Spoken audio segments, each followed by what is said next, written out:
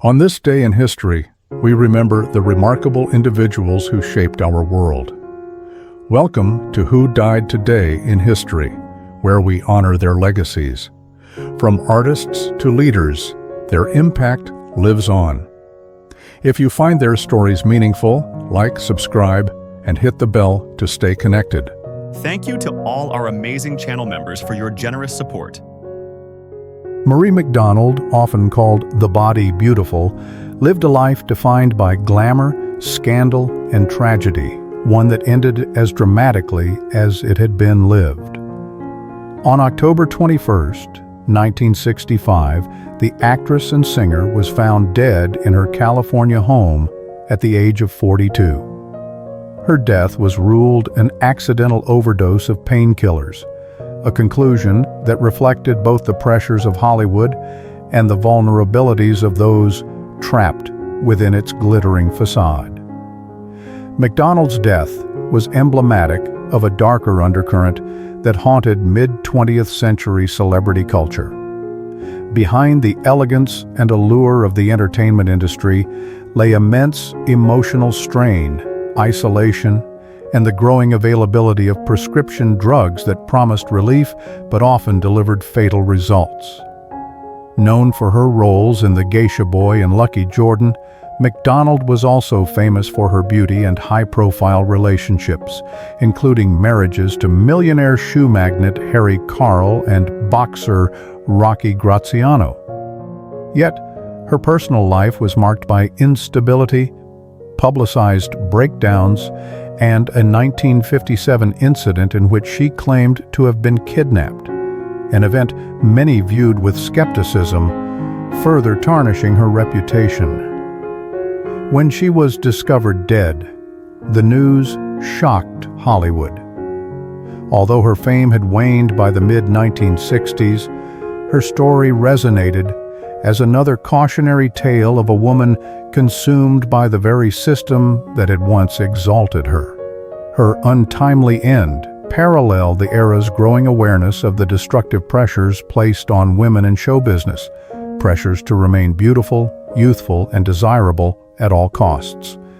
In this sense, McDonald's passing reflected both the allure and the cruelty of fame in a time when mental health and addiction were still largely stigmatized or misunderstood.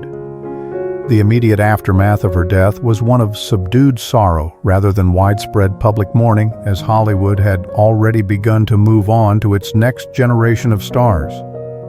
Yet, in retrospect, McDonald's life and death underscore the recurring cycle of celebrity rise and ruin, a pattern that continues to fascinate and unsettle audiences today. Through the lens of history, Marie McDonald's fate illuminates humanity's uneasy relationship with fame and mortality. We immortalize figures like her through film, photographs, and whispered legend, transforming their struggles into reflections of our own desires and fears. In doing so, we reveal how society both idolizes and sacrifices its icons, preserving their beauty while forgetting their pain, ensuring their immortality even as their humanity fades. Marge Champion, one of Hollywood's great dance legends, passed away peacefully on October 21, 2020, at the remarkable age of 101. Her death from natural causes marked the end of an era that celebrated grace, optimism, and the golden age of American musicals. As both a dancer and choreographer, Champion's long life bridged nearly a century of entertainment history, and her passing served as a quiet reflection of how artistry evolves and endures through time. Champion's story began in the early days of Hollywood. She was not only a performer, but also a muse, famously serving as the live-action model for Disney's Snow White, 1937, bringing human expressiveness to animation in a way that transformed the industry. Later, she dazzled audiences alongside her husband and dance partner, Gower Champion, in beloved films like Showboat, 1951, and Give a Girl a Break, 1953. Their synchronized performances epitomized post-war American optimism, blending elegance with an unshakable belief in creativity as a form of joy and resilience. Her passing in 2020 came at a time of global uncertainty, when the world was confronting loss on a massive scale. In that sense, her peaceful death contrasted sharply with the turmoil of her era's end, reminding audiences of the enduring human need for art as both escape and expression. Champion's longevity itself became symbolic, proof that dedication to craft can be a form of immortality. The immediate reaction to her death was one of reverence.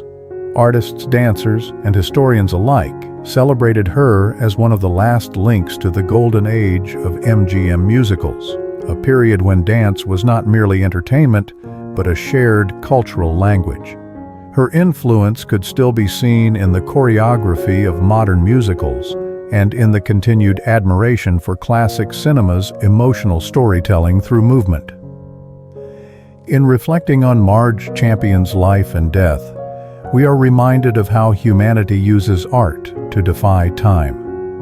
Her career embodies the belief that beauty and discipline can outlast even the artist herself. Through film restorations, retrospectives, and dance tributes, her spirit continues to glide across the screen, eternal and elegant. Her passing, though natural, reaffirmed an immortal truth. While life is fleeting, the rhythm of artistry and the memory of those who move us never truly fades. Tara Correa-McMullen's death was a tragic reminder of how swiftly promise can be extinguished by violence. Born in 1989, she rose to fame as a teenager for her role on the CBS series Judging Amy, where she portrayed a young woman caught up in a life of crime, an eerie foreshadowing of the fate that would later befall her. On October 21, 2005, at just 16 years old, Correa-McMullen was shot and killed outside an apartment complex in Inglewood, California. The shooting was reportedly gang-related, an act of senseless violence that shocked Hollywood and underscored the persistent social issues of urban crime and youth vulnerability in early 2000s America. Her death, violent and sudden, reflected a darker undercurrent of her generation, a time when gang violence and socioeconomic disparities still claimed the lives of many young people in marginalized neighborhoods. Despite her growing success, Correa-McMullen had remained connected to friends and areas struggling with these realities. Her murder, committed by a known gang member, highlighted how fame or talent could not always insulate someone from systemic violence and the pull of troubled environments. The immediate aftermath of her death brought waves of disbelief and mourning from both the entertainment community and the public. Many noted the haunting parallels between her real life and her on-screen character, whose storyline revolved around escaping a dangerous lifestyle. This connection made her death feel almost cinematic in its cruelty, amplifying her legend as a young actress whose life seemed written by fate itself. In the years since, Correa-McMullen has come to symbolize lost potential, an emblem of youthful brilliance cut short. Her story continues to resurface in discussions about Hollywood's young stars and the importance of outreach programs to protect vulnerable teens from cycles of violence. Her death invites broader reflection on humanity's fragile relationship with mortality and fame.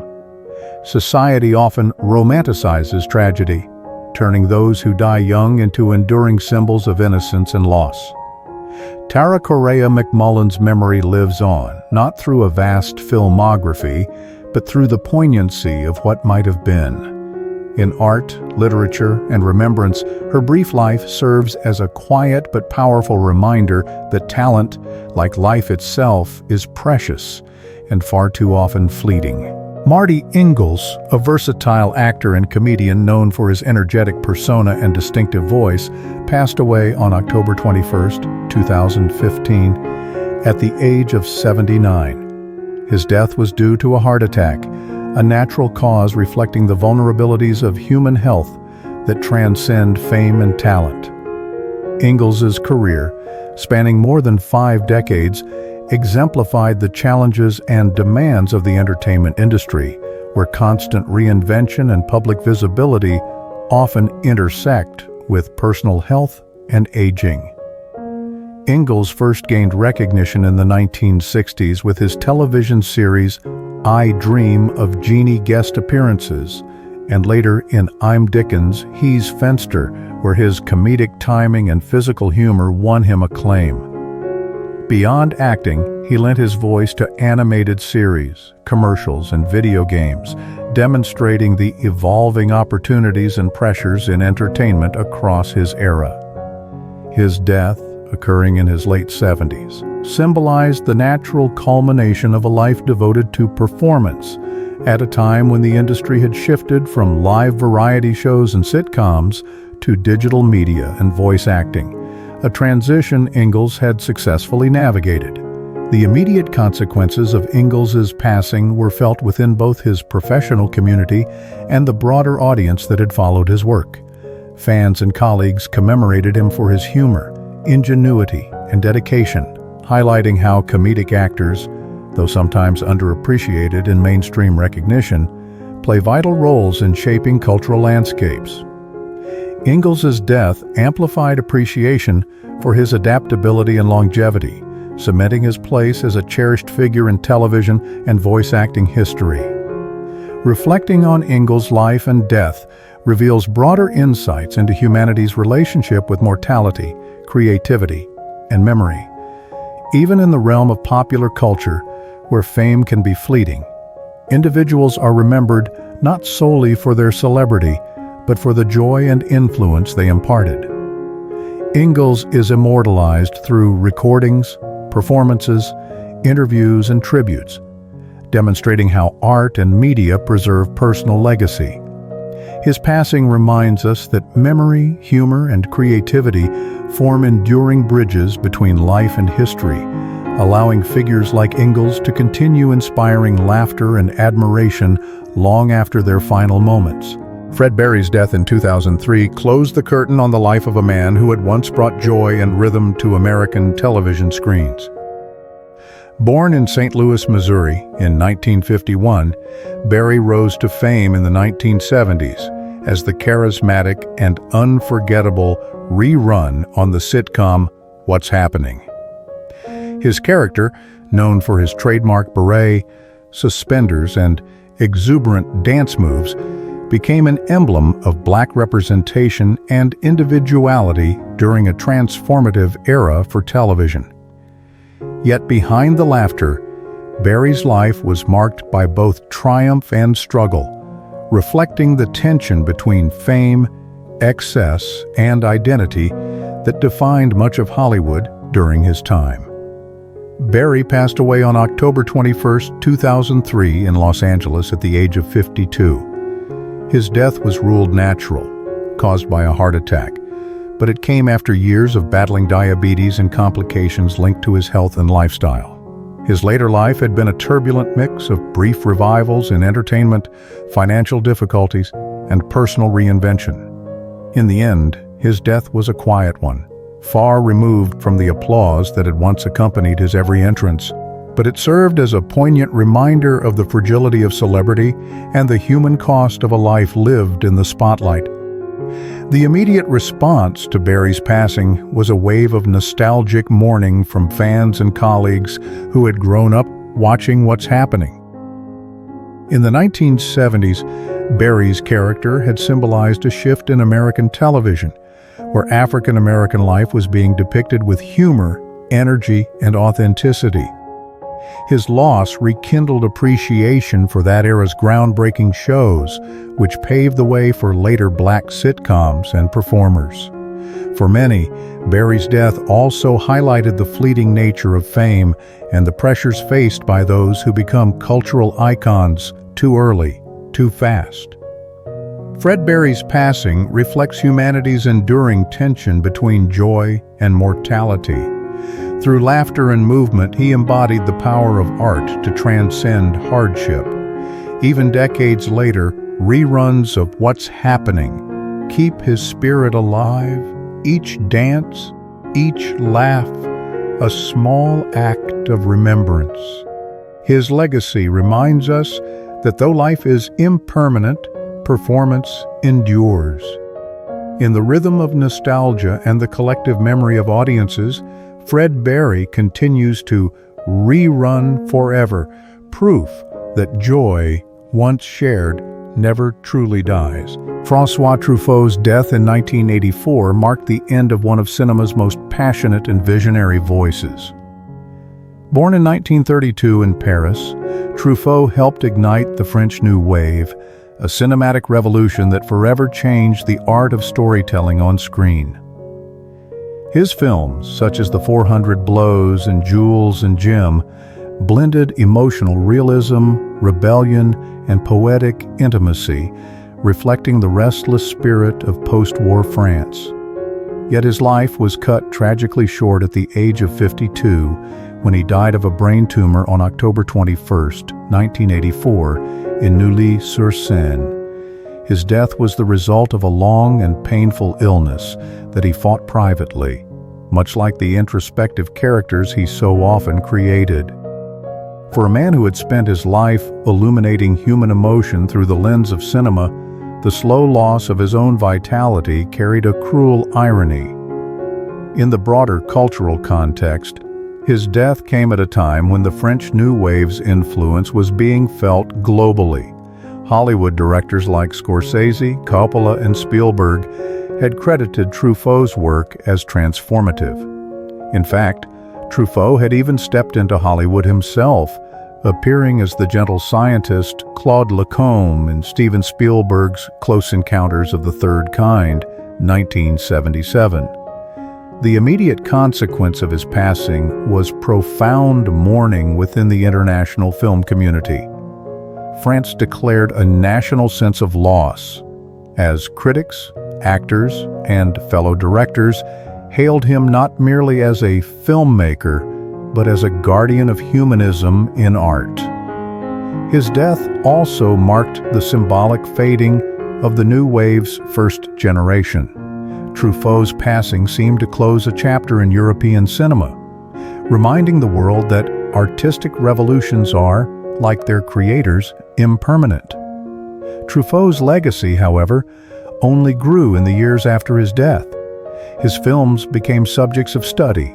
His letters and essays explored for their insights into the soul of an artist who sought truth through cinema.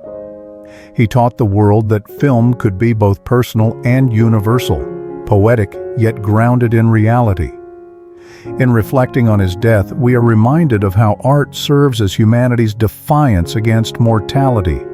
Truffaut's cinema continues to breathe, immortalizing his vision in every flicker of light and shadow. Through him, we see that while the artist may die, the stories they tell never do, because they echo what is most enduring in us, the need to be remembered, to feel, and to dream. Ben Bradlee, one of the most influential journalists of the 20th century, passed away on October 21, 2014, at the age of 93, from natural causes related to Alzheimer's disease. His death marked the end of an era in American journalism, a time when investigative reporting was seen as both a patriotic duty and a moral force capable of holding the powerful to account. Bradlee, best known as the executive editor of The Washington Post during the Watergate scandal, had become a symbol of press integrity and courage in the face of political power. The circumstances of his death reflected the inevitable decline of a generation that had defined journalistic bravery in the analog age. In his later years, Bradlee's battle with Alzheimer's quietly stripped away the sharp intellect and energy that had once challenged presidents. Yet even as his memory faded, his life stood as a testament to the journalistic values of skepticism, truth-seeking, and fearless inquiry, ideals that were increasingly tested in the rapidly changing media landscape of the 21st century. The immediate aftermath of his passing was filled with tributes from political leaders, journalists, and historians who understood the weight of his contributions. Former colleagues recalled his unwavering support for reporters Bob Woodward and Carl Bernstein during the Watergate investigation, an act of editorial bravery that ultimately led to President Richard Nixon's resignation in 1974. Bradlee's death reminded the world of the press's unique role in democracy and revived a public reflection on what it means to pursue truth in an age of misinformation. His legend was further amplified in the cultural imagination. The 2017 film The Post, which depicted Bradlee's leadership during the publication of the Pentagon Papers, introduced his legacy to a new generation, solidifying his image as the archetype of the principled newsman. Through such portrayals, Bradlee became more than a journalist. He became a cultural emblem of accountability and courage under pressure. In reflecting on his death, we confront humanity's enduring fascination with integrity and influence. Bradlee's passing symbolizes how the pursuit of truth grants a kind of immortality. While mortality silences even the strongest voices, the ideals they fight for, freedom, transparency, and justice, resonate long after. Through books, films, and the continued mission of investigative journalism, Ben Bradlee's legacy remains alive, reminding us that truth itself is the most lasting monument to human courage. George McGovern, a former U.S. Senator and the 1972 Democratic presidential nominee, passed away on October 21, 2012 at the age of 90. His death was attributed to natural causes following a period of declining health. McGovern's passing marked the quiet end of a political life defined by conscience and conviction, a life that, in many ways, reflected the moral and ideological struggles of mid-20th century America. McGovern's death carried symbolic weight, as he represented a fading generation of idealistic public servants shaped by war and social upheaval. A decorated World War II bomber pilot turned outspoken critic of the Vietnam War, McGovern embodied the tension between patriotic service and moral dissent. His 1972 presidential campaign, anchored in opposition to the Vietnam conflict and a call for social justice, was crushed in a landslide loss to Richard Nixon. Yet, in the decades that followed, history cast his defeat in a different light, recasting him as a moral compass during a deeply divided time. When McGovern died, tributes emphasized not his loss, but his integrity and compassion. Qualities many felt were increasingly rare in modern politics. The immediate reaction to his death was one of bipartisan respect. President Barack Obama hailed him as a statesman of great conscience and conviction, while even conservative commentators acknowledged his decency and courage. His passing reopened discussions about America's shifting political values, how a man once dismissed as too idealistic had ultimately predicted the importance of humanitarian foreign policy and economic fairness, ideas that later gained broader acceptance. McGovern's death amplified his legend as the conscience of the Democratic Party. In the years after, scholars and journalists re-examined his career not as one of political failure, but of moral clarity. His commitment to ending hunger, promoting peace, and advocating for empathy over power became touchstones of a different kind of American heroism. Reflecting on McGovern's passing invites contemplation of how society remembers those who challenge its norms. His life reminds us that moral courage often outlasts political victory, and that death can crystallize a legacy more enduring than power itself. Through documentaries, biographies, and the continued pursuit of his humanitarian ideals, George McGovern remains immortalized not for his title, but for his humanity, a quiet testament to how integrity can echo far beyond the reach of earthly politics. Jack Kerouac, the iconic voice of the Beat generation, died on October 21, 1969, at the age of 47. His death was the result of complications from an internal hemorrhage caused by chronic alcoholism, a personal struggle that mirrored the tumultuous countercultural era he helped define. Kerouac's demise reflected both the allure and the dangers of the bohemian lifestyle he celebrated. A life of restless travel, unfiltered emotion, and relentless pursuit of artistic freedom, often at the expense of physical health. Kerouac rose to prominence with the publication of On the Road, in 1957, a semi-autobiographical novel that captured the spirit of post-war America's search for meaning and authenticity. Yet despite literary acclaim, he struggled with personal demons, financial instability, and critical misunderstanding. His death brought an immediate wave of reflection on the costs of living unconventionally, and it cast a tragic light on the very freedom that had defined his generation. Fellow writers, fans, and critics mourned not only the loss of a brilliant literary mind, but also the human vulnerabilities that his art had long exposed. The consequences of Kerouac's passing were both cultural and literary.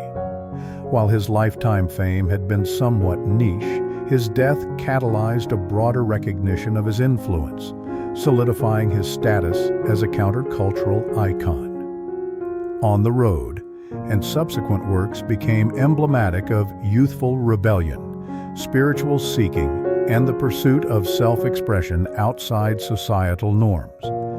His death reinforced the mythos of the tortured artist, intertwining his personal struggles with the larger narrative of 20th century literary innovation. Kerouac's passing prompts reflection on humanity's complex relationship with mortality, creativity, and memory.